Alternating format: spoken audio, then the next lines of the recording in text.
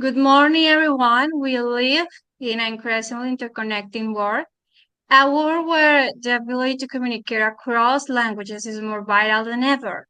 Now, the question is how do we best equip ourselves and others with this essential skill?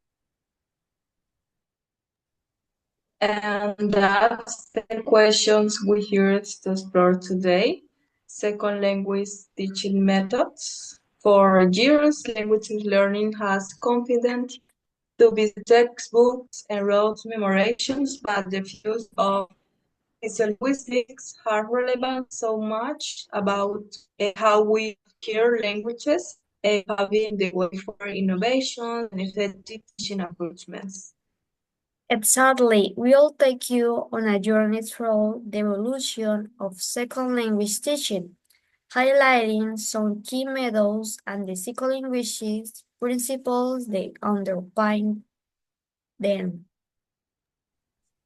So let's start with the traditional methods, the grammar translation method, popular in 19th and early 2010 centuries, focuses heavily on the word grammar and translation. Students will memorize rules and translate text, and often with a little emphasis on natural communication. And while this method might improve reading and writing skills, it often falls short in development in speaking and listening abilities. Think about it.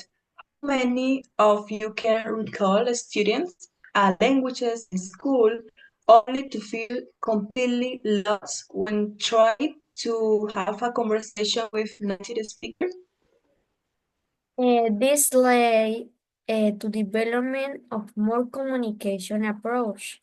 The direct method, for example, em- emphasizes immersion and discourage the use of learning's native language. The classroom becomes a space where the target language was used exclusively. Well, that comes the lingual method, which are heavily influenced by behavioral psychology. This method relied on repetitive drills and pattern practice, aiming to create correct language habits.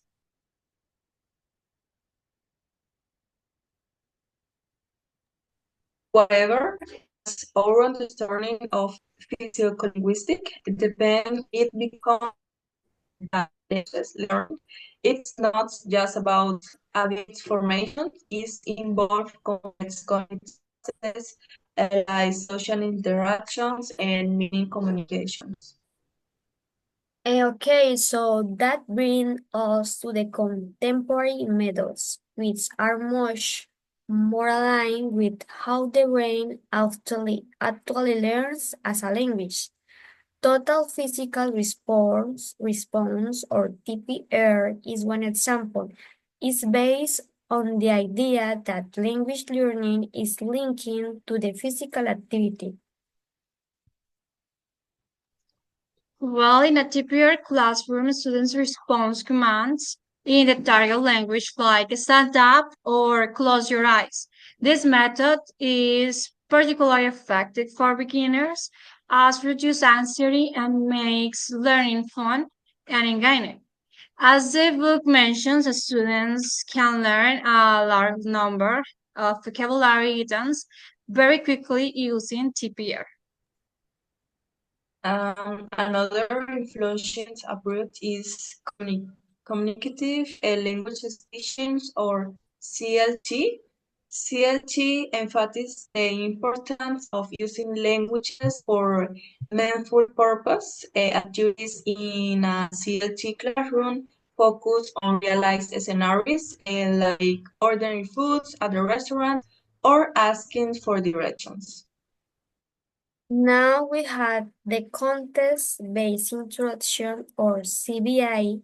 CBI take this a step further by integrating language learning with the study of objects of other subjects, such as science or history. This approach not only enhances language skills, but also expands student knowledge of the world. And finally, we have tasks based language teaching.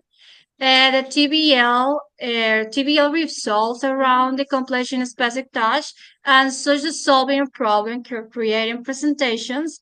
Language learning happens naturally as the students work to achieve these goals. These contemporary methods recognize the language's learning in a complex process influenced by many factors, includes the learner's motivations, learning styles, and cultural background. So, as a Steinberg and a student Highland, second language teaching is a field that provides an excellent meeting ground of the many theoretical and practice aspects of psycholinguistics to come together. So, what does it mean for the future language education? It means moving beyond the one-size-fits and approach that embracing and more personality and dynamic learning experience.